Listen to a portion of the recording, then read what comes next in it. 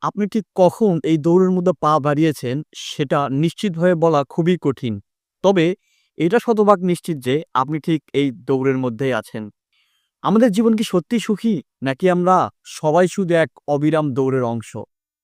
ধরুন একটি ইঁদুরকে ঘূর্ণায়মান একটা খাঁচার মধ্যে রেখে সামনে খাবারের লোভ দেখানো হলো এবং ইঁদুরটি সে খাবার পাওয়ার লোভে প্রতিনিয়তই দৌড়াতে থাকে। কিন্তু খাবার আর তার পাওয়া হয়ে ওঠে না।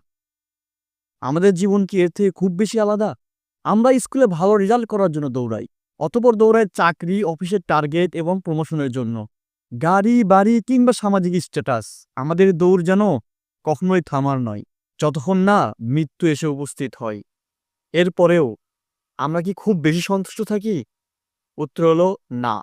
তাহলে এটা কি একটি র‍্যাট রেস নয়? কিন্তু কেন? র‍্যাট রেস আমাদের সমাজে তৈরি এমন একটি ফাঁদ যেখানে একটি শিশু জন্মের পরেই তাকে এই অসুস্থ প্রতিযোগিতায় নামিয়ে দেওয়া হয়। সোশ্যাল মিডিয়ার চাকচিক্যময় লাইফস্টাইল কিংবা নাটক, সিনেমার উচ্চাভিলাষী জীবন। আমরা চারপাশের এসব মানুষদের দেখে মনে করি আমাদেরও ঠিক তাদের মতোই হতে হবে। কিন্তু এই শো অফ নামক মরীচিকার পিছনে যে কত শত দুঃখ, কষ্ট এবং যন্ত্রণা চাপা পড়ে যায় তার কখনোই আমাদের নজরে আসে না। এর সবচেয়ে বড় কারণ হলো আমাদের উচ্চাকাঙ্ক্ষা। আমাদের চাই আর চাই। চাহিদার যেন কোনো শেষ নাই। এই পুরো প্রক্রিয়ায় আমরা আসলে কি হারাচ্ছি? সময়, শান্তি এবং আমাদের জীবনের প্রকৃত উদ্দেশ্য। একটু গভীরভাবে চিন্তা করলে অবশ্যই অনুধাবন করতে পারবেন যে আমাদের চারপাশে যত সৃষ্টি আছে সবগুলোই প্রত্যক্ষ কিংবা পরোক্ষভাবে আমাদেরকে সার্ভিস দিচ্ছে। যদি একটি গাছের কথা চিন্তা করেন, গাছ আমাদের ফলমূল দেয়, আমাদের কাঠখড়ি দেয়, আমাদের বাঁচার জন্য অক্সিজেন দেয়।